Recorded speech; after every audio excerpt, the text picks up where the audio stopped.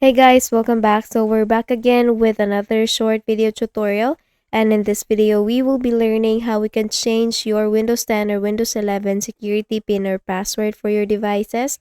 And so for that, the first thing we need to do in the first method is to change the security pin by going to the settings. So please open your settings here in the Windows icon. Please make a right click and then go with settings option.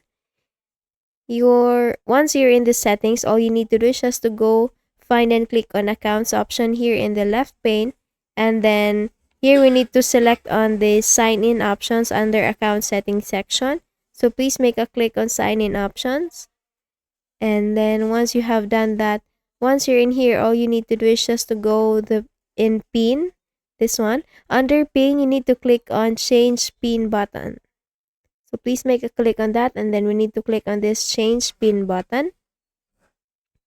So here, all you need to do to change your pin is to enter the current pin that you have, and then you need to enter a new pin and then confirm it by just re-entering it again. And then you need to check this include letters and symbols. After doing that, you need to click on OK to change your or to apply the new pin, and then just close this window. You need to log out, shut down or restart, and log in with a new pin again. Okay, so that's the first method. The second method is to change password via computer management. So here, right click again on the Windows icon, and then we need to select computer management.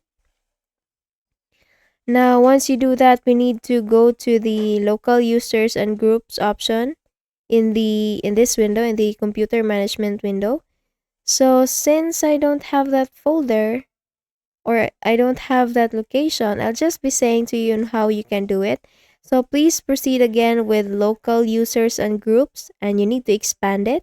There you will be finding the users option. So select the users option and then right click on the username that you want to change the password for.